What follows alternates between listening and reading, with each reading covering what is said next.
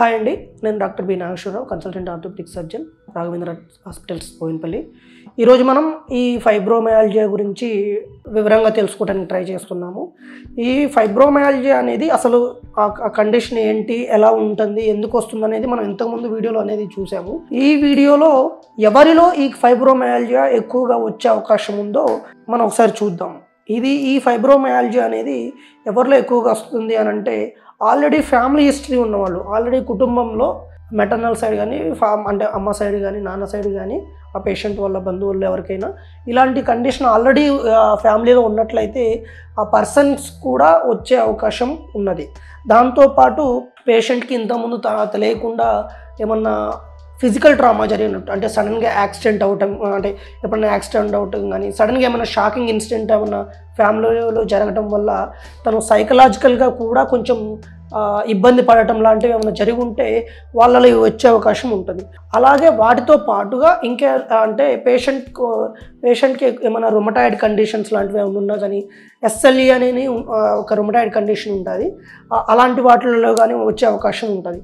అలాగే పేషెంట్కి కొంచెం యాంగ్జియస్ ఉంటారు, యాంగ్జైటీ పేషెంట్ ఉంటారు, లేకపోతే డిప్రెసివ్ పేషెంట్స్ ఉంటారు, ఇలాంటి వాటిలలో ఎక్కువగా వచ్చే అవకాశం ఉంది. దాంతోపాటు మేల్ ఫీమేల్స్లో కంపేర్ చేస్తే ఫిమేల్ పేషెంట్స్లో ఎక్కువగా వచ్చే అవకాశం ఉంటుంది.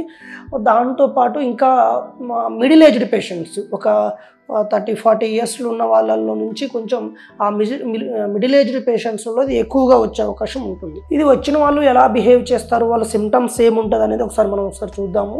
ఇదేంటంటే పేషెంట్కి మనం ఇంతకుముందు మాట్లాడుకున్నట్టు సివియర్గా బాడీ పెయిన్స్ అనేవి ఎక్కువ ఉంటాయి. బాడీ పెయిన్స్, కంప్లీట్గా మజిల్ పెయిన్, జాయింట్ పెయిన్స్, ఎక్కడ టచ్ చేస్తే అక్కడ పర్టికులర్ పాయింట్ అని కాదు, మోర్ దెన్ 10-12 జాయింట్స్లలో 10-12 పార్ట్స్లలో మనం ప్రెస్ చేస్తే సివియర్ పెయిన్ అనేది ఉంటుంది. ఈ పెయిన్ అనేది ఎక్కువగా ఉండటం వల్ల పేషెంట్కి ప్రాపర్గా నిద్ర లేకపోవటం అనేది ఒకటి ఉంటుంది. ఈ పెయిన్తో పేషెంట్ మజిల్ రెస్ట్ దొరక్క నిద్ర లేకపోవటం అనేది ఒకటి ఉంటుంది. ఈ నిద్ర లేకపోవటం వల్ల పేషెంట్ డే అండ్ నైట్ ఎక్కువగా అలసటతో ఎక్కువ ఉంటాడు, బాగా టైర్డ్ అయి ఉండే అవకాశం ఉంటుంది. ఆ టైర్డ్ అయి ఉండటం వల్ల ఏం పని చేయకపోవటం వల్ల, ఎక్కువ నిద్ర లేకపోవటం వల్ల హెడేక్ అనేది కూడా వస్తూ ఉంటుంది. ఇవన్నిటితో ఉండటం వల్ల పేషెంట్ ఎక్కువగా డిప్రెషన్లోకి వెళ్ళే అవకాశం ఉంటుంది. డిప్రెషన్స్లో కానీ, లేకపోతే యాంగ్జైటీ, ఓవర్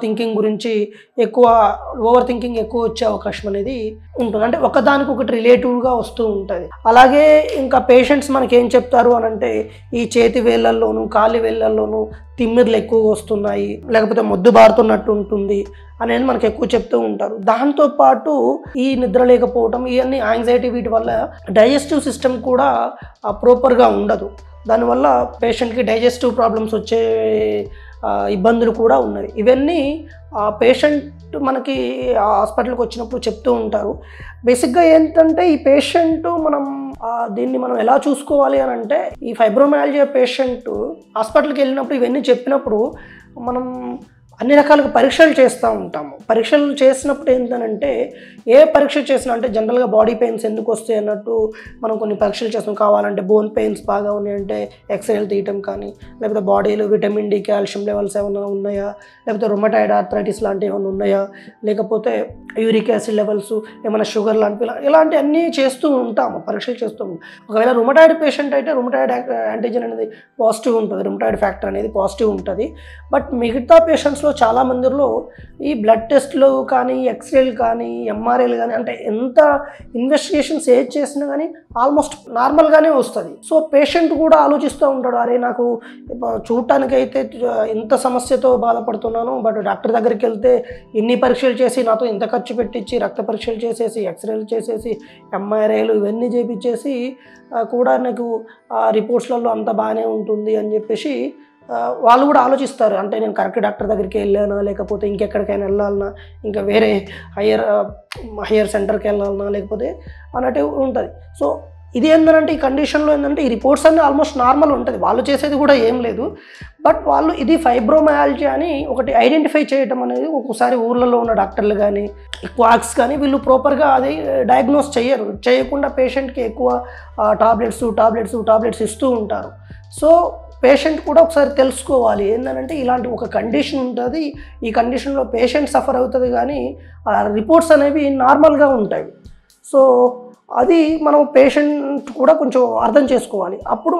అలాంటప్పుడు పేషెంట్ కొంచెం హయ్యర్ సెంటర్కి కానీ వచ్చినప్పుడు ఆ ప్రాపర్ ఒక ఆర్థోపెడిషియన్ దగ్గరికి కానీ లేకపోతే ఫిజిషియన్ దగ్గరికి కానీ రొమటాలజిస్ట్ దగ్గరికి కానీ వచ్చినప్పుడు వాళ్ళు ఈ సిమ్టమ్స్ ఇవన్నీ చూసుకొని ఎగ్జామినేషన్ చేసుకొని తర్వాత వచ్చేసి ఆ రిపోర్ట్స్ ఆల్రెడీ చాలా రిపోర్ట్స్ చేయించారు కాబట్టి ఆ రిపోర్ట్స్ చూసుకొని పేషెంట్ కూడా క్లినికల్గా ఇది ఫైబ్రోమయాల్జియా అని పేషెంట్కి ఎక్స్ప్లెయిన్ చేయడం జరుగుతుంది.